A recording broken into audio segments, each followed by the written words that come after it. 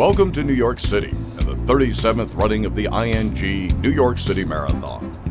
It's Sunday, November 5th, 2006, and we begin our coverage this morning on Staten Island at Fort Wadsworth along the shores of New York Bay, where more than 38,000 runners are gathering for the start. With a field this large, the runners will be divided into three groups, wearing orange, green, or blue colored bibs. Each group has its own pre-race area and corrals. With clothing bags in hand, more and more runners begin arriving at Fort Wadsworth. It is chilly here this morning, partly cloudy, with temperatures in the low 40s. Everyone is dressed in jackets and heavy sweatshirts. The pre-race is a great time to meet up with friends and running partners. Runners attach timing chips to their shoes. Some wake up with an energy bar and a cup of hot coffee, while this runner takes a moment to read up on the rules of the road. As the morning sun begins to peek through the trees, runners begin moving toward the starting corrals. Everyone looks eager to start as they pass under the large balloon archways. From the helicopter, we can see the corrals are filling up fast. The wheelchair and hand crank races are underway first. With the wheelers already on the course, the top women athletes are lining up for their early start. Jelena Prokopchika of Latvia is back to defend her crown. The American Tina Castor has hopes of winning today and adding New York to her impressive list of recent major marathon victories. Catherine the Great Dereba, the five-time Boston Marathon winner, is also here, along with fellow Kenyan and 2006 Boston champion Rita Jeptu. This is a dominant women's field. And with the sound of the horn, they're off at 9:35 a.m. The women quickly ascend the entrance ramp to the Verrazano Narrows Bridge. This is the largest suspension bridge in the United States. The 690-foot high towers support a center span of 4,260 feet. About halfway through the span, Jelena Prokopchika is running closely on the heels of Luminita Talpos, the pace setter.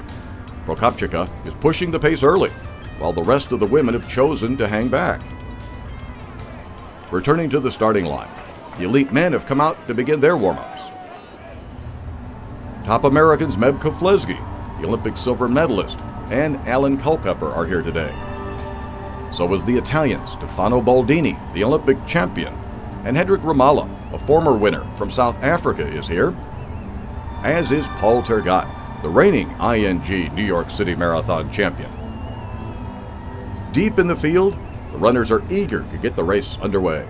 Oh, say can you the national anthem is being sung here this morning by cast members of the Tony Award-winning Broadway musical, The Jersey Boys. so proudly we hail at the twilight's last gleaming. The men's professionals are set to go.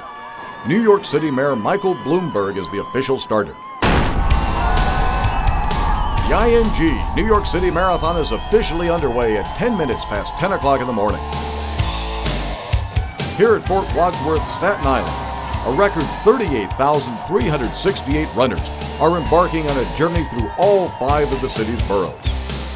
For nearly 10 minutes, runners will continue to flow out of the corrals, across the starting line, and onto the course. With the leaders approaching the center of the bridge, a fireboat pumps fountains of water from New York Bay. The men's pack is tight after 1 mile. These are some of the best conditioned athletes in the world, competing for a $130,000 first place prize. From the helicopter, we can see thousands of runners crossing the bridge, but that's only half of them. Thousands more are running on the lower level as well.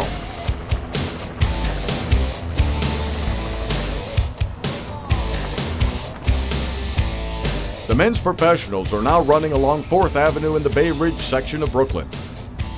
While more than 6 miles ahead, Tatiana Gladyer of Ukraine is leading the elite women. who have now formed up into a single-file pack of about 10 contenders. Yelena Prokopchika, the defending champion, is running second, followed by Lorna Kiplagat, Dina Castor, and the others.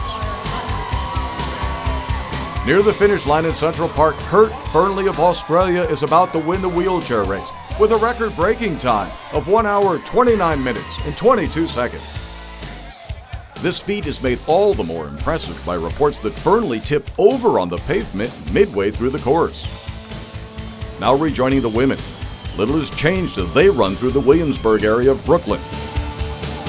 Back with the field, the fastest runners are nearing the 10-kilometer mark.